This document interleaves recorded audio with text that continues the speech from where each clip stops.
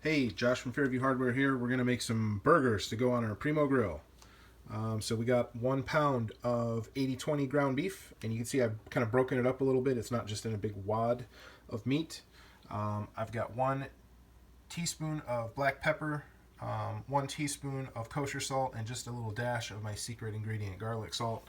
So we're going to go ahead and season that like so. We're going to take our breadcrumbs, 1/3 of a cup of breadcrumbs. Right there. Crack this egg. Put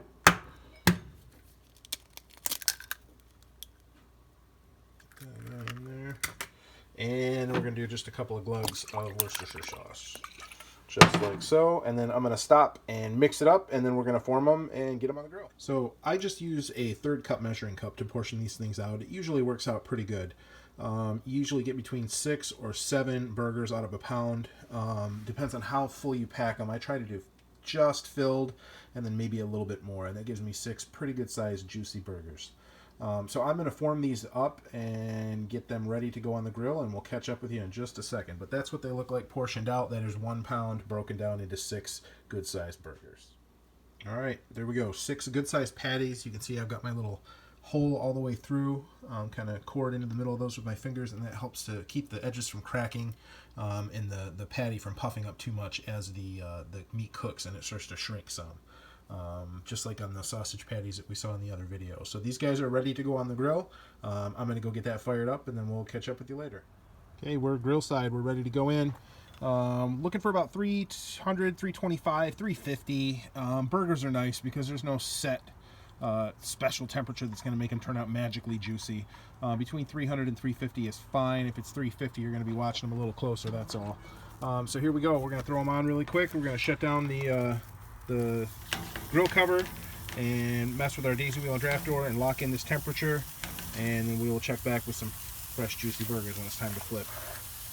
And again, notice here I'm keeping them over that heat deflector plate so that there's no edge of the burger hanging over the edge of the plate, and that's going to be less indirect and more direct heat there, and that's going to mean burnt crispy sides. We don't want burnt crispy sides. So arranged thusly, here we go. We'll check back when it's time to flip. It's been about 7 minutes. It's time to check them and flip them. Oh yeah, looking good. Let's get a peek underneath here. Yeah, look at that.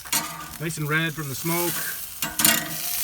Got some browning, but not burning. No char marks. Kids don't like char marks. But the heat deflector plates, that's the whole purpose of those things. It really does stop those real quick black marks from showing up. Eventually you'll char if you leave things on here long enough, but those deflector plates really help even out that heat, give you a nice even cook. So browning without burning. You can kind of see the edges of these things, and they look, I don't know, through the camera as I'm looking at them, they look red.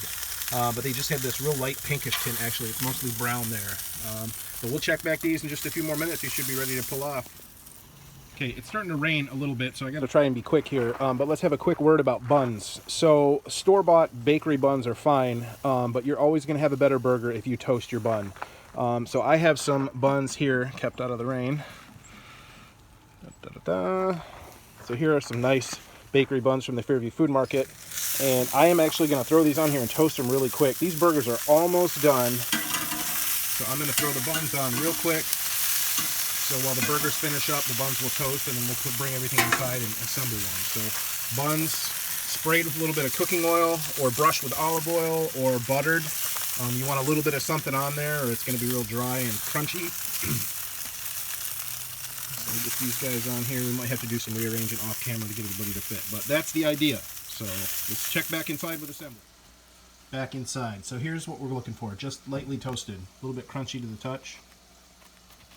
I don't know if you can hear that, but just a little bit brown. We don't want them charred. Here's our burgers. You can see that hole has just about disappeared, but we have no char marks. We have nice even doneness all through them. Good stuff here. We'll cut one open.